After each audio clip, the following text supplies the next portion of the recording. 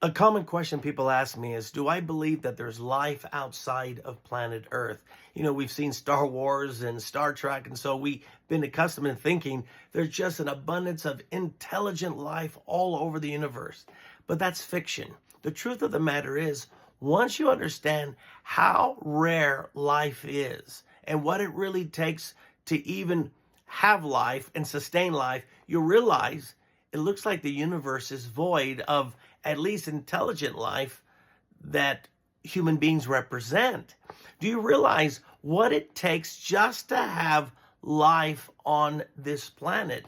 First of all, our planet has to be the size of planet it is. If it's too big, the gravity would be too great. If it's too small, the gravity would be too light. We need a planet that has exactly the gravity that we have. We also need a planet that is at a certain distance from the sun. If it's too close, we burn up. If we're too far, we freeze up.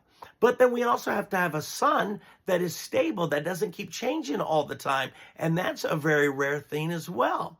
Then you also have to have a planet that tilts. You know that. If we don't tilt, we don't have seasons. And without seasons, we don't have life. And scientists tell us that Earth used to have two moons, and then that moon was sucked in by the Earth's gravitational pull, crashed into it, and tilted the Earth. Do you realize how rare it is to have a tilted planet? But we need that to create life. Or to sustain life. We also need a certain amount of liquid water to be here on the planet. We also need an ozone layer, even as thin as it is. Without an ozone layer, even if we are the perfect distance from the sun, we would still be burned up with radiation. Do you understand all the things that we need? Big planets like Jupiter and Saturn to help protect us, to take the meteorites and comets that would normally hit us, and they protect us. I can go on and on and on explaining, are you ready for this? Thousands of little things like this that is necessary to even sustain life on planet Earth.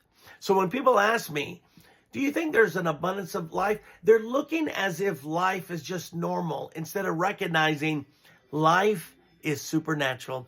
It is a gift of God. God created us to have life. And that's why this earth is just absolutely perfect, in the perfect place, exactly where it needs to be in the Milky Way. If we were too close to the center of the Milky Way, we couldn't have life. We had to be in the right part of the Milky Way. We have to be at the right time of creation as the universe was expanding. We have to be right where we're at. What I'm trying to tell you, life is an absolute miracle with thousands of necessary things to happen on this planet for us to sustain life. So when people say, well, I just think there's a lot of life because there's trillions of stars out there. So what? Do you understand what it takes just to create life on a single planet?